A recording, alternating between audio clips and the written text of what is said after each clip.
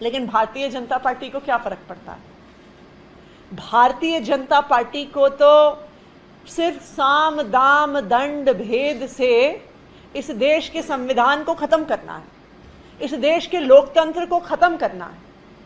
आप एक तरफ देखिए, पश्चिम बंगाल में हम देख रहे हैं कि किस तरह से इलेक्शन कमीशन का दुरुपयोग करके की केंद्र सरकार करती रही है।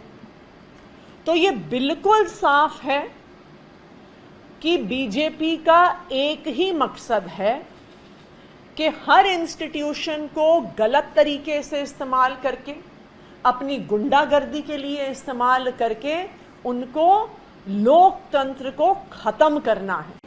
आज दिल्ली विधानसभा का 1 दिवसीय सत्र है और इस सत्र की शुरुआत होने से पहले हम भारतीय जनता पार्टी की दिल्ली सरकार से और भारतीय जनता पार्टी के सबसे शीर्ष नेता और देश के प्रधानमंत्री नरेंद्र मोदी जी से पूछना चाहते हैं कि दिल्ली की महिलाओं के 2500 रुपये कब आएंगे। प्रधानमंत्री नरेंद्र मोदी जी ने दिल्ली चुनाव से पहले जनवरी 2025 में ये वादा किया था कि 8 मार्च 2025 को दिल्ली की हर महिला के खाते में 2500 रुपये आएंगे। उन्होंने कहा था कि ये मोदी की गारंटी है। उन्होंने कहा था कि दिल्ली की महिलाएं अपने फ़ोन को अपने बैंक से लिंक कर लें, क्योंकि 8 मार्च को उनके फ़ोन पे SMS आएगा कि 2500 रुपये उनके बैंक के खाते में आ गए।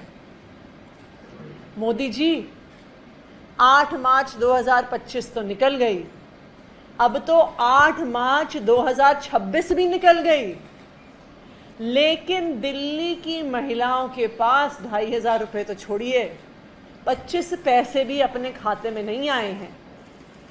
दिल्ली की मुख्यमंत्री रेखा गुप्ता जी बंगाल चुनाव में प्रचार के लिए जाती हैं और कहती हैं कि हम बंगाल की महिलाओं को पैसे देंगे।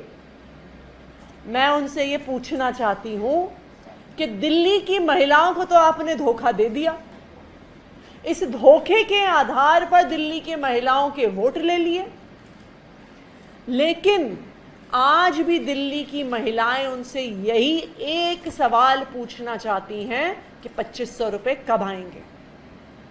और ये तो छोड़िए, 2500 रुपये नहीं आए, उसके अलावा दिल्ली की महिलाओं को परेशान करने में बीजेपी ने कोई कसर नहीं छोड़ी।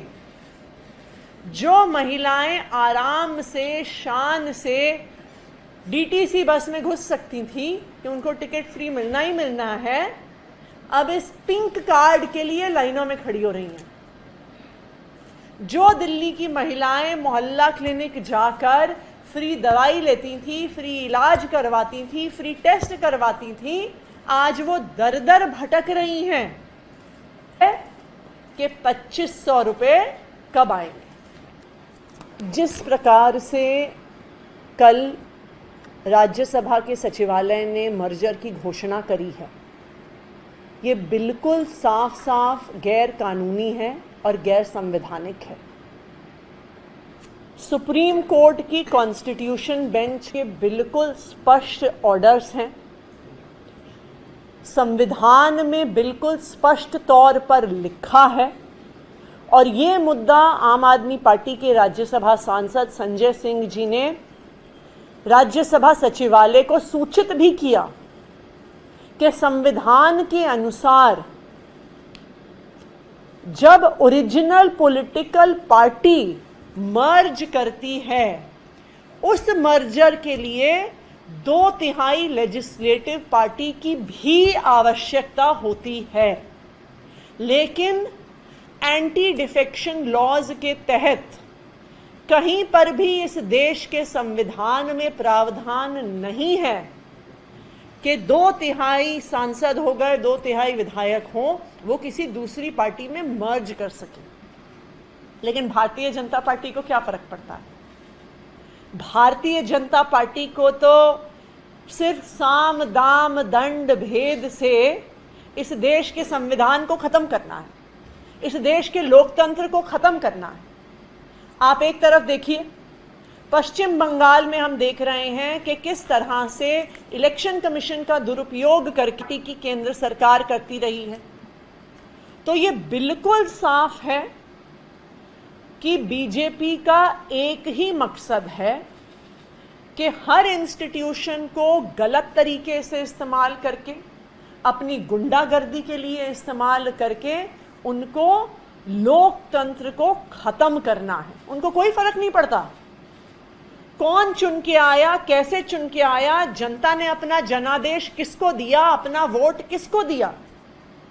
उनको बस तोड़ फोड़ के माध्यम से, खरीद फरोख्त के माध्यम से, साम दाम दंड भेद के माध्यम से बस अपनी सरकार बनानी है और अपनी सरकार चलानी है। लेकिन मैं बीजेपी को बता दूं, मैं प्रधानमंत्री नरेंद्र मोदी जी को भी बता दूं कि दुनिया का इतिहास बताता है कि जितना ज्यादा अत्याचार करोगे उतना बुरा अंत होगा।